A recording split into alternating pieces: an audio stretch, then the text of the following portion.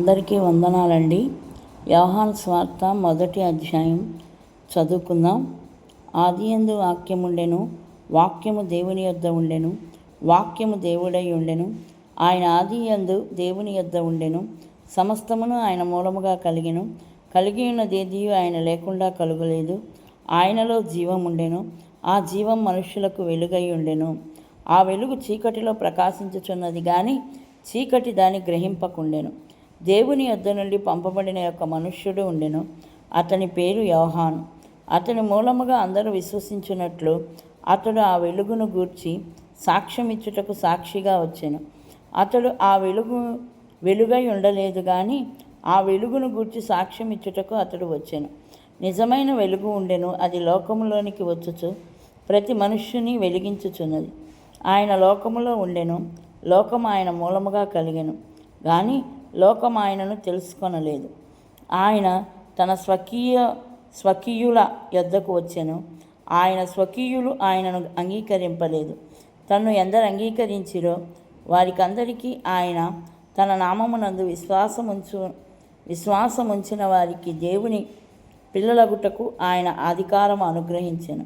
వారు దేవుని వలన పుట్టినవారే గాని రక్తము వలనైనను శరీరేచ్ఛ వలనైనను మనుషేచ్ఛ వలనైనను పుట్టినవారు కారు. ఆ వాక్యము శరీరధారి అయి కృపాసత్య సంపూర్ణుడగు మన మధ్య నివసించెను. తండ్రి వలన కలిగిన అద్వితీయ కుమారుని మహిమ వలె మనము ఆయన మహిమను కనుగొంటిమి. యోహాను ఆయనను గూర్చి సాక్ష్యమిచ్చుచు, నా వెనుక వచ్చువాడు నాకంటే ప్రముఖుడు గనుక ఆయన నాకంటే మొదటివాడాయననియు, నేను చెప్పినవాడు ఈయనే అనియు ఎలుగెత్తి చెప్పెను.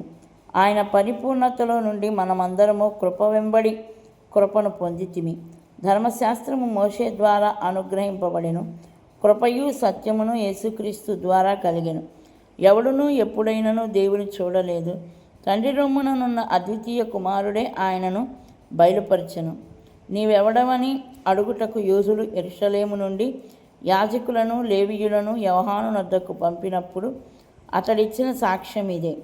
అతడు ఎరుగననక ఒప్పుకొనెను, క్రీస్తును కానని ఒప్పుకొనెను. కాగా వారు, మరి నీవెవరవు, నీవు ఏలియావా అని అడుగగా అతడు కాననెను. నీవు ఆ ప్రవక్తవా అని అడుగగా కానని ఉత్తరమిచ్చెను. కాబట్టి వారు, నీవెవరవు, మమ్ము పంపిన వారికి మేము ఉత్తరం ఇయ్యవలెను గనుక నిన్ను గూర్చి నీవేమి చెప్పుకొనుచున్నావని అతని అడిగిరి.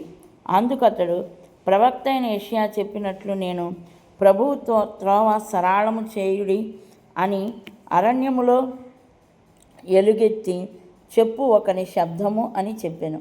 పంపబడిన వారు పరిసయ్యులకు చెందినవారు. వారు, నీవు క్రీస్తువైనను ఏలియావైనను ఆ ప్రవక్తవైనను కాని ఎడల ఎందుకు బాప్తీసమిచ్చుచున్నావని అతనిని అడుగగా యోహాను, నేను నీళ్లల్లో బాప్తీసమిచ్చుచున్నాను గాని నా వెనుక వచ్చుచున్నవాడు మీ మధ్య ఉన్నాడు, మీరాయనను ఎరుగరు. ఆయన చెప్పుల వారును విప్పుటకైనను నేను యోగ్యుడను కానని వారితో చెప్పెను. యోహాను బాప్తీసమిచ్చుచున్న యొర్దాను నదికి ఆవలనున్న బెతనియాలో ఈ సంగతులు జరిగెను. మరునాడు యోహాను యేసు తన యొద్దకు రాగా చూచి, ఇదిగో లోకపాపమును మోసుకొని పోవు దేవుని గొర్రెపిల్ల, నా వెనుక ఒక మనుష్యుడు వచ్చుచున్నాడు. ఆయన నాకంటే ప్రముఖుడు గనుక నాకంటే మొదటి వాడాయనని నేనెవరిని గూర్చి చెప్పితునో ఆయనే ఈయన. నేను ఆయనను ఎరుగనైతిని గాని ఆయన ఇశ్రాయేలుకు ప్రత్యక్షమగుటకు నేను నీళ్లలో బాప్తీసమిచ్చుచూ వచ్చితునని చెప్పాను. మరియు యోహాను సాక్ష్యమిచ్చుచు, ఆత్మ పావురము వలె ఆకాశము నుండి దిగివచ్చుట చూచితిని. ఆ ఆత్మ ఆయన మీద నిలిచెను. నేను ఆయనను ఎరుగనైతిని గాని నీళ్లలో బాప్తీసమిచ్చుటకు నన్ను పంపినవాడు నీవెవని మీద ఆత్మ దిగివచ్చి నిలుచుట చూచితివో ఆయనే పరిశుద్ధాత్మలో బాప్తీసమిచ్చువాడని నాతో చెప్పెను. ఈయన దేవుని కుమారుడని నేను తెలుసుకొని సాక్ష్యమిచ్చి తినెను. మరునాడు మరలా యోహానును అతని శిష్యులలో ఇద్దరును నిలుచుండగా అతడు నడుచుచున్న యేసు వైపు చూచి, ఇదిగో దేవుని గొర్రెపిల్ల అని చెప్పెను. అతడు చెప్పిన మాట ఆ ఇద్దరు శిష్యులు విని యేసును వెంబడించిరి.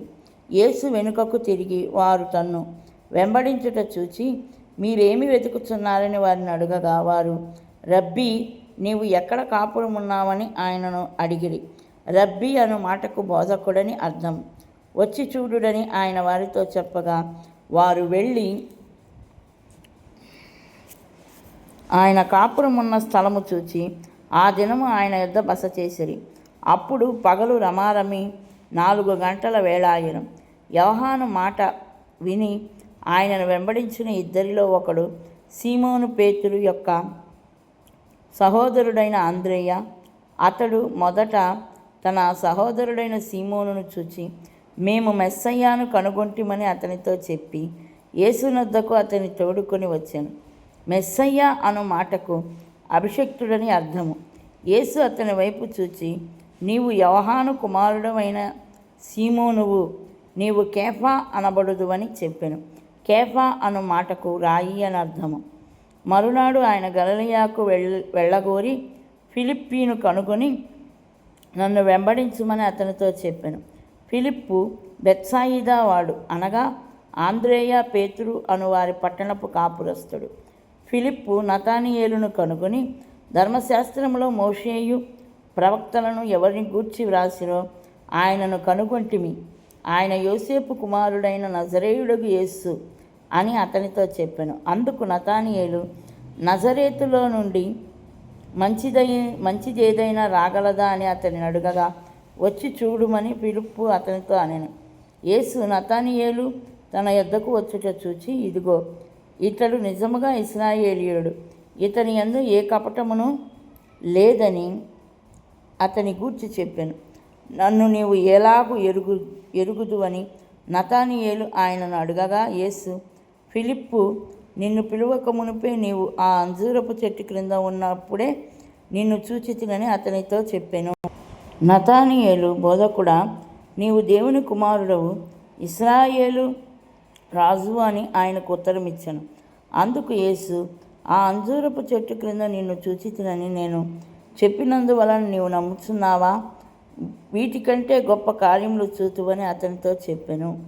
మరియు ఆయన, మీరు ఆకాశము తెరవబడుటయు దేవుని దూతలు మనుష్య కుమారుని పైగా ఎక్కుటయును దిగుటయును చూతురని మీతో నిశ్చయముగా చెప్పుచున్నానెను.